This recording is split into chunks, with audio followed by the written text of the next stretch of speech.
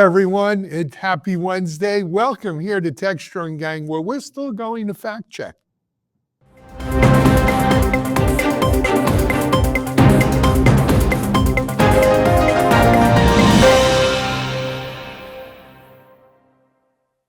Hey everyone, Alan Schimmel for Techstrong. Welcome to our show here for this fine Wednesday. I know across where many of you are here in the US here, it's cold. There's snow and wind and rains and cold temperatures. We even broke out sweaters down here in Florida. I hope wherever you are, you're safe, sound, and cozy. I made a little joke in the opening there about where we still fact check. If you haven't heard the news, Meta announced yesterday that they were going to stop fact checking. They're going to rely on crowdsourcing from the audience to comment on fact checking. And just real quickly, what a sorry state of affairs we've come to. I'm reminded of John Belushi on Saturday Night Live 25, 30 years ago, talking about, they smoke hash on the streets of Mexico, but no, we can't hear. How are we, what is this coming to? And we could blame Meta, but they're just doing what Twitter's, or whatever he calls it these days, is doing anyway, which is they don't fact check either. And maybe that's what we deserve. Andrew Clay Schaefer, one of the guys in the DevOps movement, always said, the DevOps you get is the DevOps you deserve. Well, the same thing holds true for social media and society.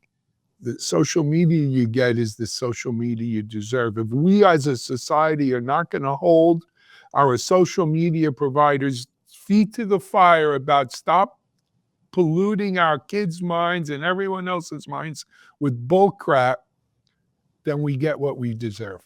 I'm going to step off my soapbox now, though, and introduce you to today's gang members. And if they want to comment on it, feel free, gang. First of all, we've got a brand new Techstrong gang member to introduce you to today. Her name is Sulagna Saha. I hope I said it right, Sulagna, yes? Yes. Sulagna, welcome to our show. It's great to have you here on the gang. You know what? Introduce yourself to the audience. Thank you for having me, Alan. I'm Sulagna Saha. I just joined the Techstrong gang as editor for Techstrong.ai, and I'm thrilled to be on the show. Thrilled to have you on here, and it's great to have you here. Speaking of editors, let me introduce you to another Techstrong editor. She's been here a while. Amanda Razzani. Well, she's edited just about all of our sites over the years and does a lot of special assignments too. And it's Amanda Razzani, like Mitchell says, like Razzani, like lasagna. I don't know how he thinks that rhymes, but whatever. Amanda, welcome to Techstrong Gang. It's great to have you here today, and Happy New Year. This is your first show of the new year, right? It is. Happy New Year. Good to have you. I might as well continue with the better looking group of our gang today before we get to the ornery guys. Joining us, I think she's in CES. Are you out in CES today, Lisa? Or we're out in CES? Later today. I fly out later today, and I've got 2 full days on the show floor, and I cannot wait to get my Apple Watch rings to spin with all the steps I will be getting, seeing what's going on. But I've been following the coverage with all the keynotes. It's been amazing. Very cool. It's our own Lisa Martin, marketing guru and, radio host now, iHeartRadio host, and entrepreneur with her own agency, and Techstrong gang member. Lisa, thanks for joining us today. All right. Great to be here. Moving on from Lisa to the ornery group. Sporting his guitars again, Futurum VP analyst, Mitch Ashley. Hey, Mitchell, welcome. Welcome from the Rocky Mountains, snowy Rocky Mountains in Denver, Rocky Colorado. Mountains. We've gotten some snow over the last couple of days. So I'm sure the ski people are happy. Oh yeah. Good for you guys. And then I don't know if there's snow up in New York. Is there, Mike? Our own chief content officer, Mike Vizard. There was a brief coating the other day, but I do have a comment on this Meta thing. I think we need to bring back Sergeant Friday, just the facts, man. Dragnet on social media. Facts and just the facts. So for extra points, what was Sergeant Friday's partner's name? It was Joe Friday and Harry Morgan. well, it was Harry Morgan. That was his real name. Yeah. All right. It was a close one, but you know, the facts would be nice, but the fact that our social media hyperscalers are just abdicating their responsibilities around this is a sign of the times. Well, I think they're just abdicating their responsibilities around anything as much as possible. I get so frustrated with Facebook. Like, there's no customer service. There's no way to get help with anything. It's so frustrating. Could be worse. You could be on X, Z, Twitter, whatever it is. You know, Alan, I think we're just regressing back to bulletin boards. Essentially, that's what social media has become, is just a free-for-all. You know, comment on what you want. Maybe there's a moderator on it, but we There's don't even no have moderators. There is no that. We don't have that moderators. now, so we're less than Well, bulletin that's boards. what made bulletin boards great, Mitchell. You had moderators who, though they didn't get paid, really gave a crap.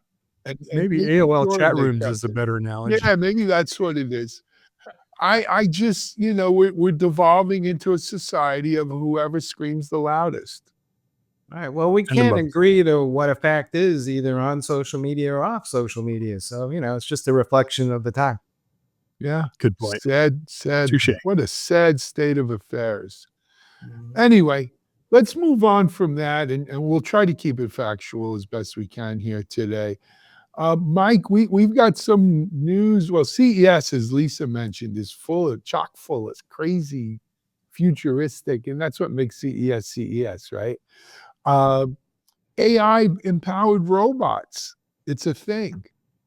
Yeah. Jensen Huang was the leadoff keynote, and he was talking about how they're going to help companies overcome the limitations of physical environments when it comes to building robots and AI.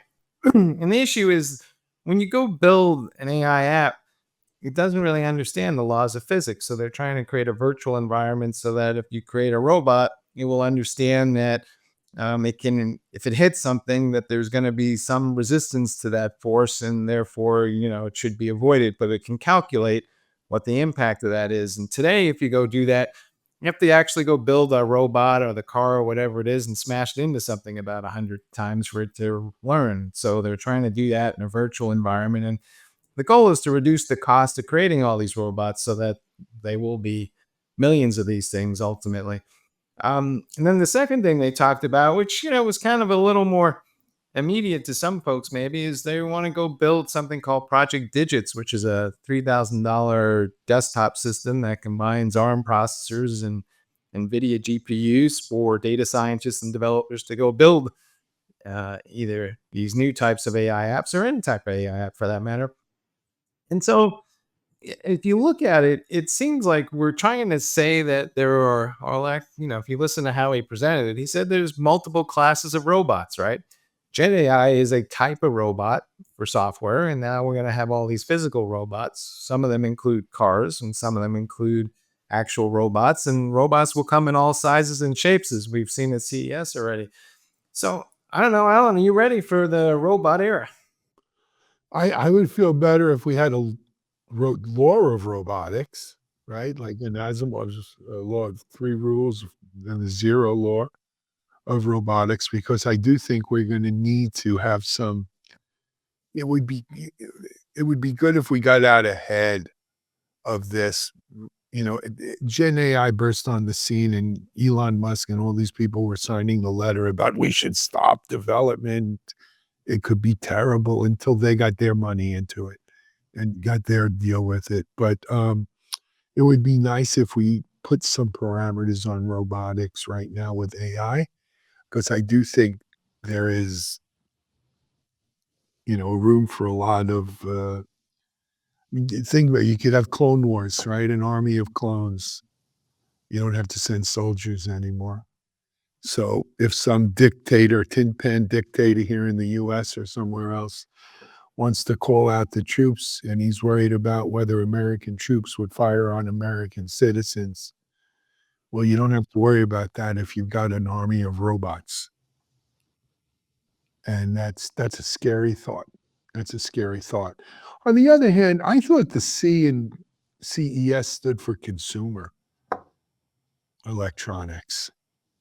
And, you know, dev computers or hyped out GPU dev machines doesn't really seem like a consumer product to me.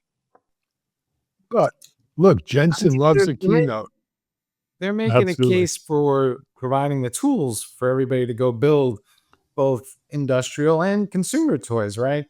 CES is still a great toy fair of our times. And, we've seen a bunch of those robots being demonstrated this week. But ultimately, though, I think you're right about not just the soldiers, but just simple liability issues. Let's say I had a robot that's minding my child, right? We talked about this in an episode last year. The robot goes haywire and something bad happens to the child. Who's liable for that kind of thing? And I don't think we've thought all that through at all. I see robots in a different use case, I guess. Like when I think about robotics, I'm excited about the dangerous like rescue missions and things like that you could put robotics to help people in caved in tunnels, rescue missions. And like we have an article on Digital CXO about window cleaning on sky rises and things like that they're putting robots to use for. So I think about those, and I think that would be pretty exciting to have more robots in the more dangerous fields. I don't know. I just have visions of Mitchell and I dressed as Laurel and Hardy, winding up the March of the Wooden Soldiers, with big, scary teeth. And what do you say, Mitchell? Oh, I don't know, Laurel. Anyway. Well, we could be not too far away from the real life RoboCops, right? So Yeah. I just feel like we're living every science fiction movie we've seen, right? Any of our favorites, whether RoboCop, or Back to Terminator. Foundation, or whatever, Terminator, you name it. And in many ways we are, sci-fi does predict a lot of our future for us.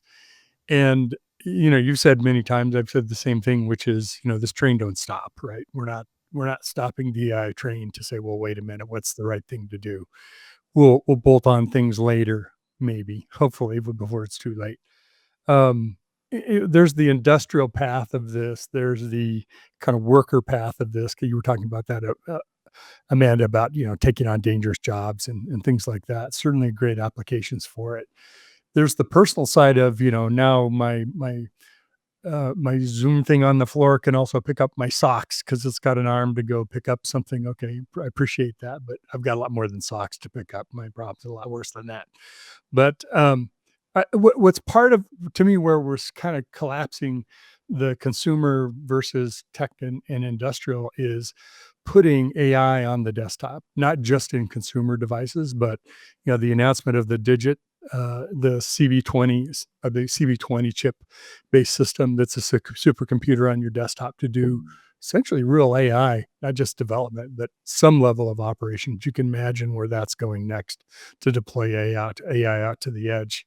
A signal that, if they weren't thinking about it that way already, NVIDIA very much is not just a chip company, but they are an application of AI all throughout the supply chain. Well, that's what they want to be, Mitch. That's what they want to be, and they're certainly got the money. Something has to justify a They've got $3 the stock trillion. price to do it right now. Yeah, you got to do something for a $3 trillion valuation, and I think what you're seeing is Jensen Huang and the rest of the brain trusts. They're recognizing that they're not going to have that kind of sustainable growth just making chips. They've got to own the ecosystem.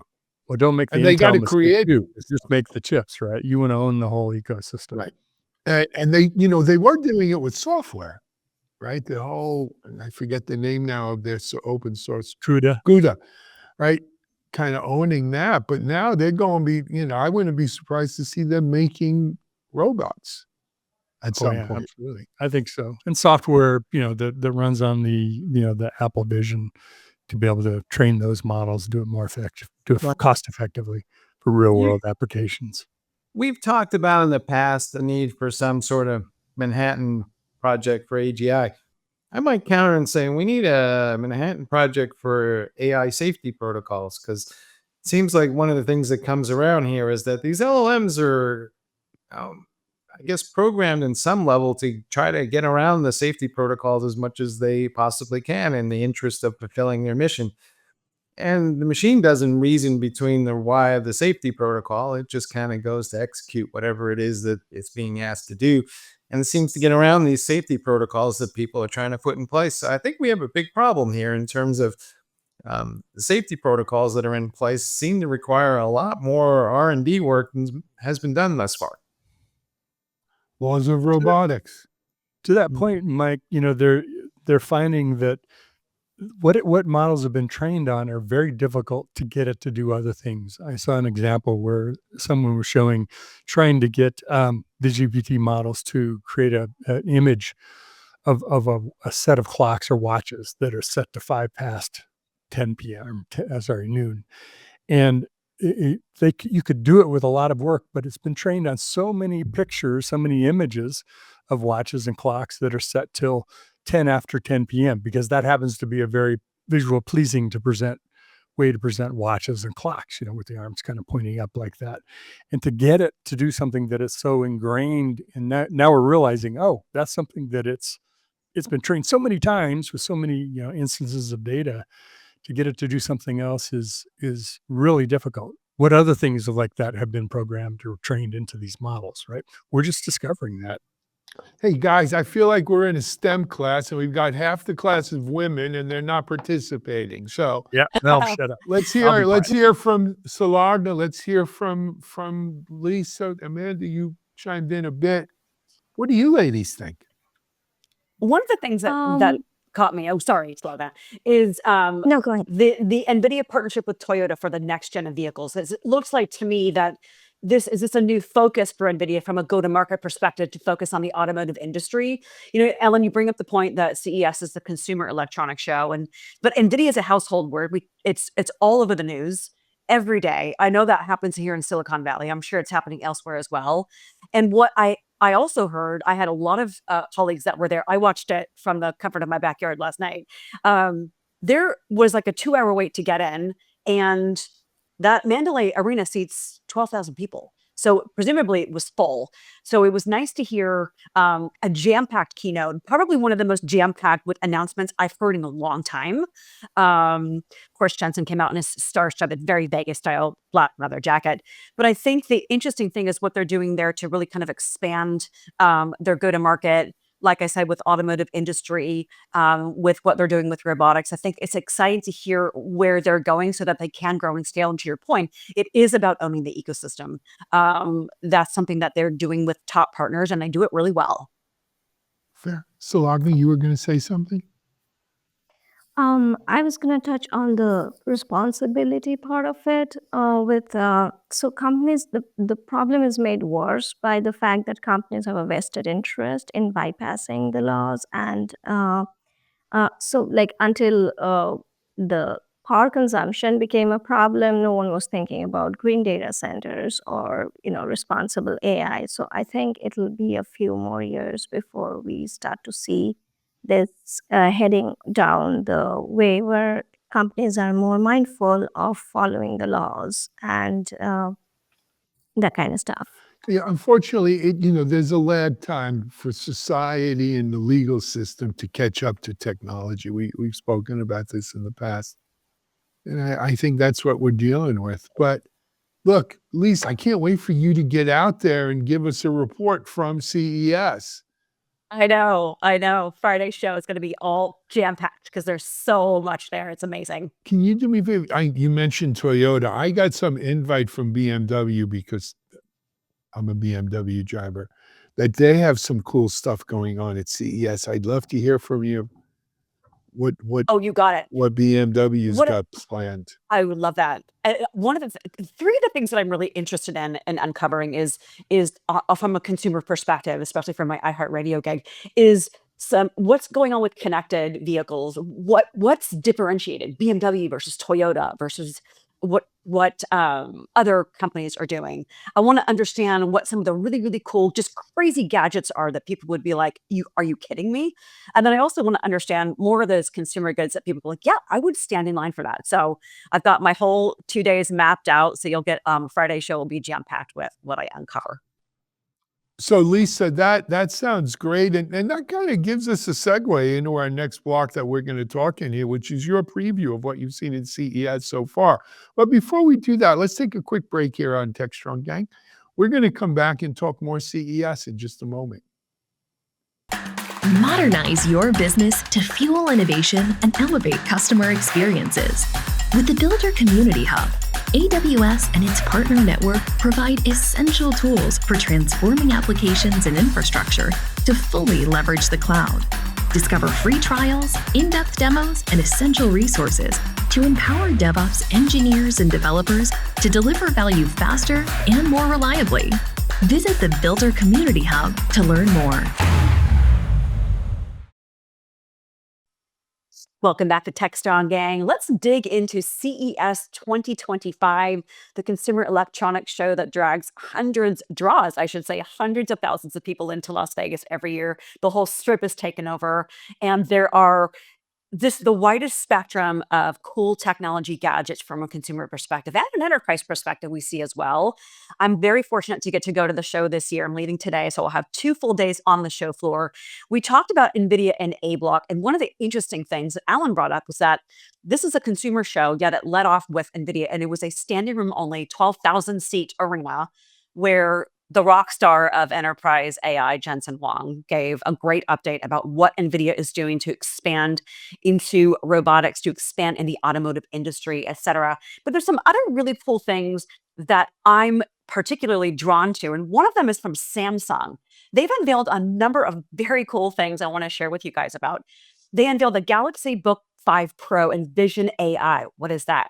It's a laptop that's integrated with Galaxy AI and to include AI Select from Samsung, which lets users much more easily search for information for something with just a click. So bringing that AI experience to the end user. They also announced Samsung. I'm a big Samsung TV fan. I've got several of them, but they announced their 2025 TVs. I wish I hadn't bought one a few months ago because Vision AI is now being included in their TVs. And it basically features a click to search feature that allows you to, if you're watching a movie, for example, to get information on a particular actor or background, whatever you're watching, without disrupting the experience. But what's further that they're doing from a TV experience, this is crazy, is they have unveiled Samsung Food.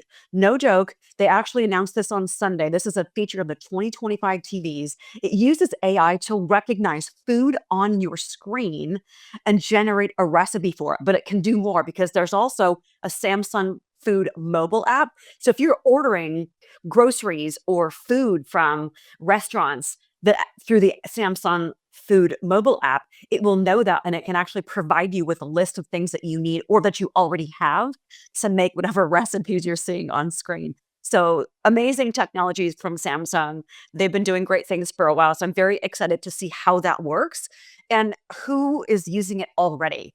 Also from Samsung perspective, Bailey, the robot, the personal home assistant that's been rolling around the CES floor for more than 5 years now.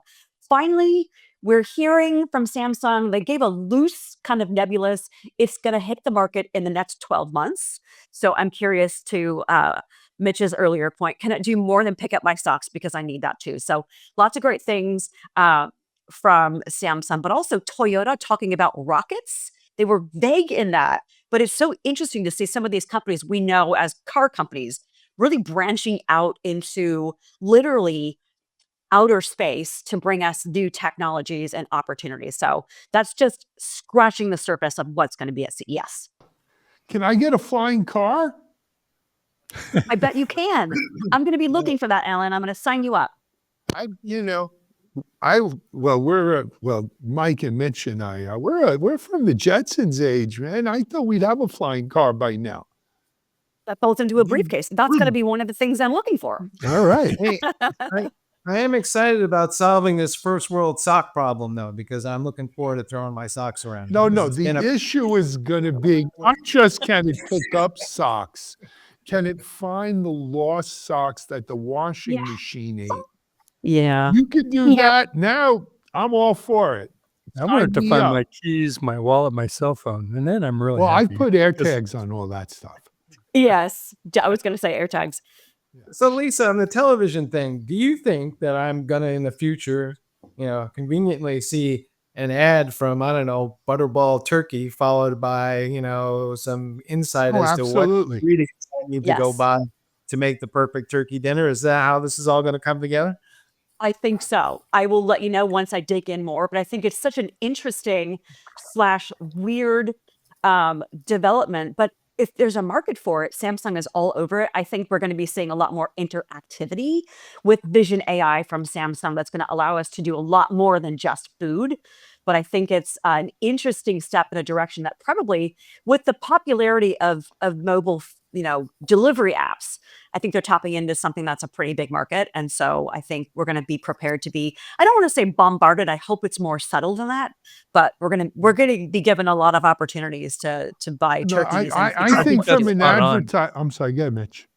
No, I think that's spot on, Lisa, because whether it's seeing the latest gadget or something they're talking about on the Today Show when they do one of those segments, or you're watching a show and KFC gets delivered and you pick your profile, right? I'm a DoorDash customer, I'm an Uber Eats customer, I'm a Best Buy. Great, I want to order that. And I don't have to go look it up in my app. I could say that thing I just saw, or what are you interested in? Here's a bunch of things that just were shown, and I know you're interested in these topics. So I think it's going to really change the consumer experience of acquiring food. I think goods, it services, opens all things kinds like of that. marketing, advertising, right? Forget food for a Oh, second, totally.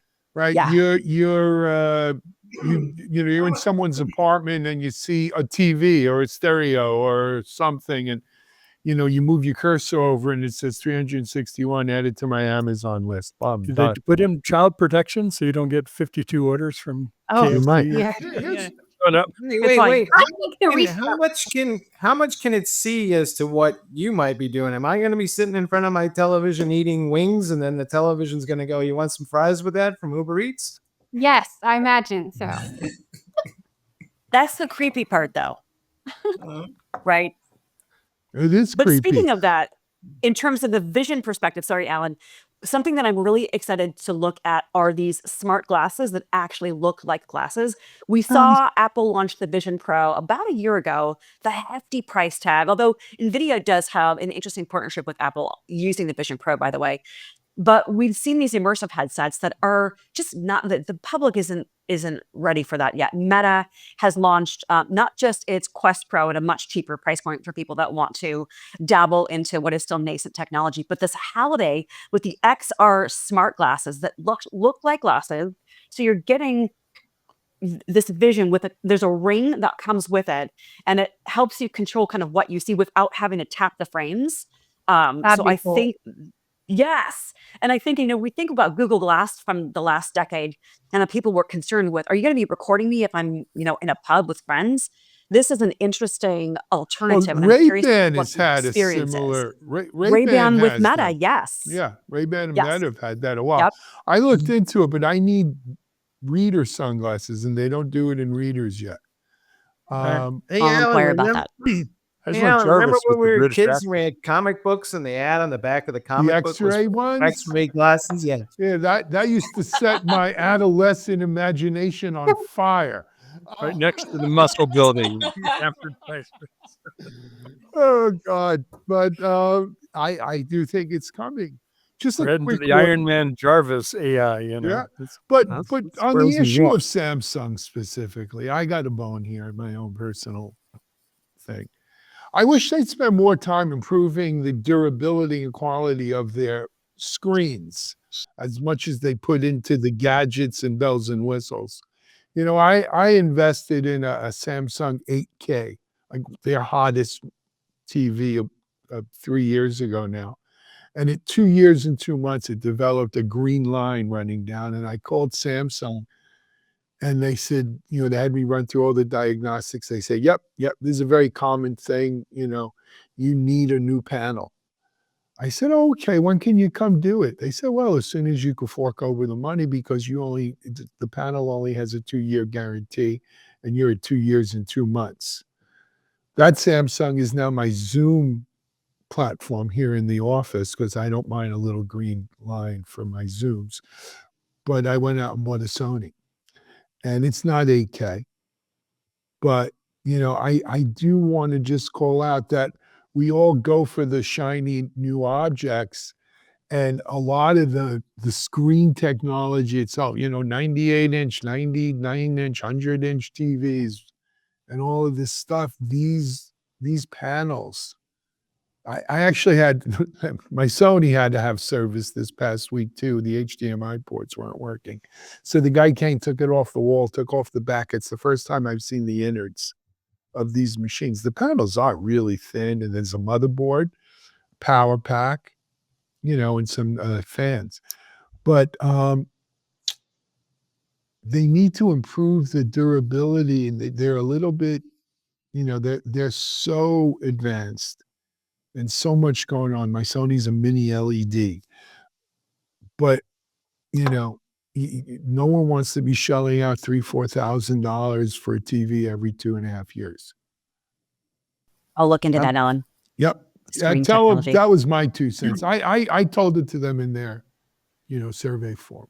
Anyway, I like the research aspect. I think out of everything you mentioned, I'd use that the most because like certain apps such as Amazon have a little bit of that where you pause when you're watching something and you can see who the actors are. yeah, and X-ray they call it. information. But some of them don't. So for me, that would be helpful when I'm watching something to be able to pause it and get information about an actor or maybe a some fact check even. Oh my! Yes. No, we don't want that. No. I like it. Yeah, that's a great point, Amanda. All I got to say is you better be really careful what you're doing in front of your television. There you go. Oh, yeah. Yeah, potentially. I mean, they're already listening to us. I'll bring up something about shoes, a random conversation about shoes, and suddenly there's a commercial on the TV. It's already doing that. Crazy. All right, Actually, social media. Yeah. let's take a break, and we're going to come back here for our C block. What a great day on Techstrong, gang. We'll be back in a second.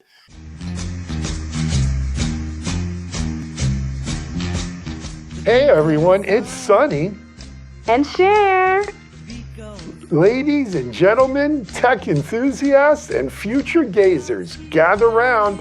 The biggest, boldest, most mind-blowing predictions for 2025 are coming your way at the Predict 2025 virtual event on January 9th.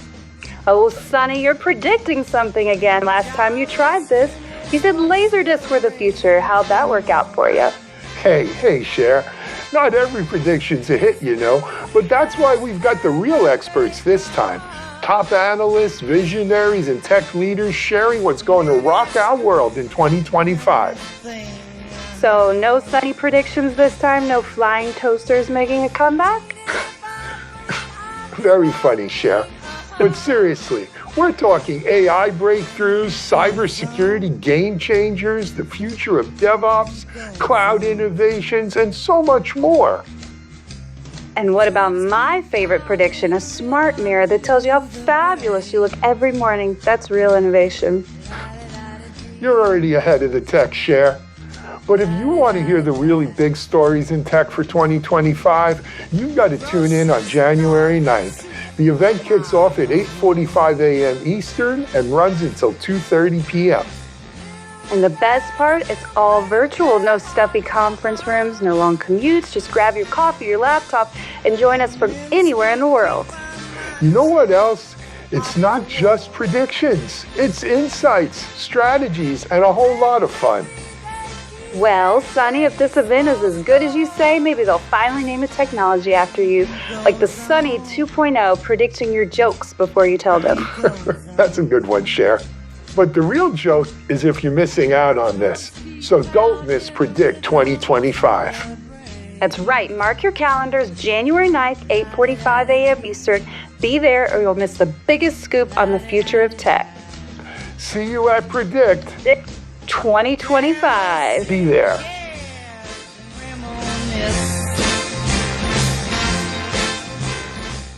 All right, folks, we're back with our final segment, and we're talking about, OpenAI is talking about a new model they have and touting their reasoning capabilities. It's capable of doing math and a certain amount of science, and it says it's about 20% smarter than the previous models.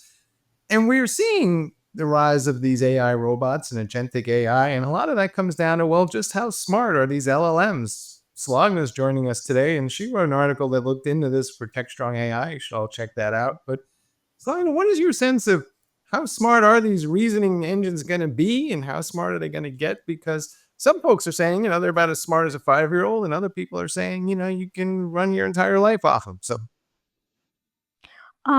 Yeah, Mike, I think we're at an interesting juncture right now. What we are witnessing is a drive for making AI more alive, more intuitive, and ultimately more useful.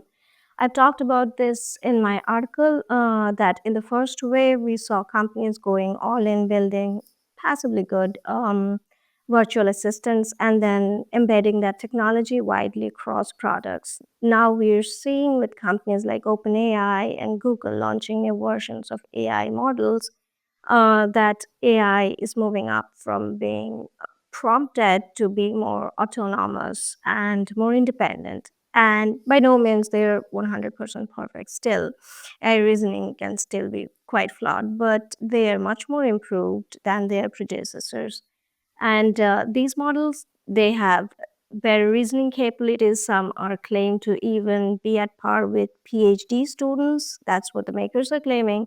But reasoning engines give these AI agents the ability to reason through a problem, analyze the data, find meaning in it, make contextual analysis of requests, break down a complex problem into a series of small steps, and then transform it into intelligent responses or actions based on a rule set or logic. In short, they mimic human problem solving and task solving methods. So think things like finding meaning or exploring more than one reasoning path at once, or looking ahead and going back, or anticipating a problem in advance, or refining the steps and performances constantly to yield better results.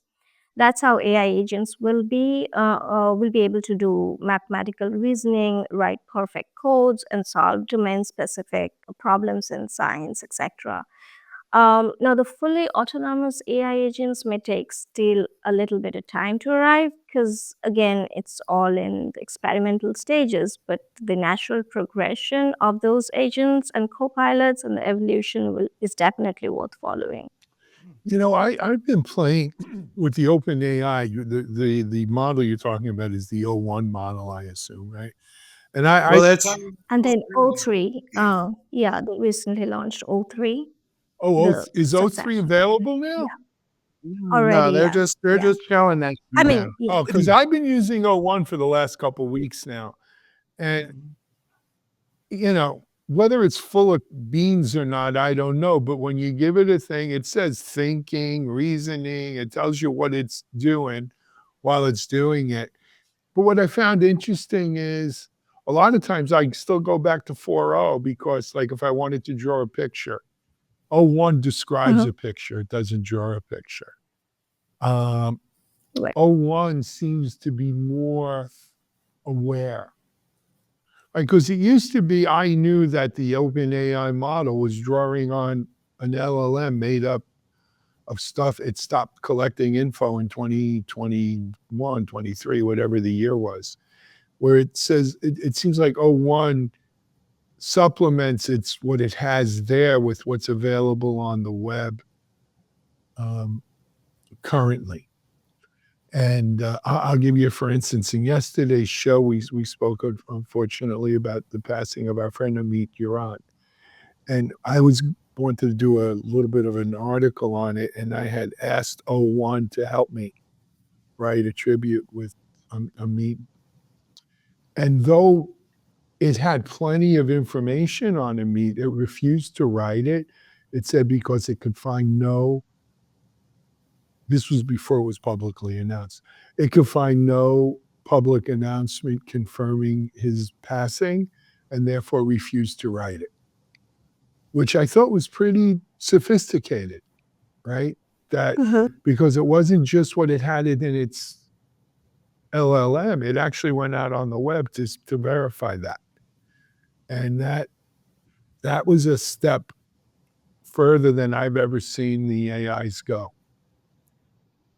Definitely, like with each generation, these models are becoming more thoughtful, and definitely that's something that I would see as a progress. We're seeing research happening right in front of our eyes, right? These are things are changing so quickly. The way I see the market is you really have the people who are pushing the latest, really advancing the technology, right? Coming out with the next 3.0 model, coming out with a whatever, model that is specialized in a certain area. But you also have another part of the market that's focused on commercializing it at a lower price point, getting it into more products, spending less money on how to train the models versus the really expensive dollars that go into training the really large foundational models. So while we talk about the things that are in the news, oftentimes those are the things that are pushing the edge of what models can do. And when you hear about things like hardware and what NVIDIA is doing, some of that is trying to push it more into the consumer side of it as well. So I think you have to kind of look at this as a spectrum, right? What you're talking about are very much of where this is evolving to, and that will make its way into newer and newer models that are more accessible to everyone. Right now it's in a few, and the next set of features or capabilities are more, reasoning like or what it is. We'll kind of see that advance continuing and continuing. Agreed. I think I so. think I think people are still struggling with this whole probabilistic versus deterministic conversation though when it comes to this stuff, because if I have a workflow that's built around agents and I have this workflow that I need to be done the same way every time, and it has to be 100% accurate each time, then the AI agent doesn't quite get there every time, and it doesn't give me the same answer the same way every time. So a lot of businesses are trying to figure out, Right. where do I insert that into a workflow where I have to have it do the same thing over and over again? So I'm not quite clear how that's all going to come together, but I think when I talk to people, that's where all the experimentation is right now. I think just the general, large language model that'll do general purpose does everything is part of the problem with that, Mike, is what we'll need and what we see is models, LLMs, et cetera, that are special. We'll have agents that are good at certain things, right? Not every agent's going to be good at updating your software and picking up your socks, right? There'll be specialized tasks, domains, areas that they have to be very good at, and both the inputs and the outputs responses have to be tuned within a set of parameters of how specific, how consistent or not does it have to be, because you can make the output consistent out of these models, or at least more consistent. Right now, they're not programmed to do that. You'll get a different answer giving the same prompt to a 3.0 or a 1.0 model, of ChatGPT all the time. It's kind of like mom and dad. If you don't like dad's answer, go ask mom, or vice versa, right? You ask it again and you'll get a different answer that maybe that's more helpful or useful. I'm reminded of a lesson I learned when I was at a company called Interliant. We were what they call an ASP, application service provider, in the .com days. And we were trying to sell hosted versions of Oracle apps and PeopleSoft and Onyx and, enterprise apps of the day. Lotus Notes was a big one. And the lesson we learned there is that you're never going to get those apps 100% to be 100% of what you want out of the box. The best you shoot for is 80, 85%.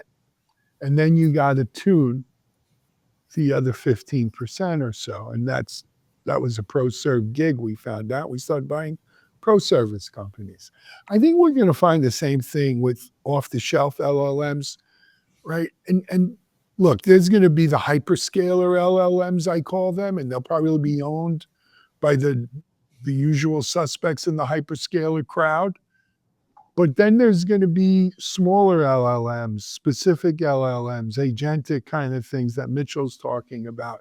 And even those are going to be, there'll only be 85%. You're going to need to fine tune 10, 15% in there to make them perfect for you. And the folks that figure out how to get that 85% and how to make it easy to tune in the other 15 will be winners. Right? I think we're going to see some more companies that specialize in that, like in bespoke LLMs unique for companies. We'll see more companies that specialize in that. I think that's already happening, right? Anyway, it's exciting times. It's only January, 8th, and we're already rocking and rolling with this stuff. I thought 2024 was where the AI conversation sucked everything up, but maybe not. We'll come back tomorrow to discuss this. Lisa, we're looking forward to your output on, or your update on Friday. Sulagna, you get to wear your colors now. This is you're an official gang member, having done your first show. Okay. Great article, by the way, Sulagna. Appreciate it. Thank you. Yes, very well written. Amanda, Happy New Year. Stay warm out there in San Angelo, Texas, in the big country.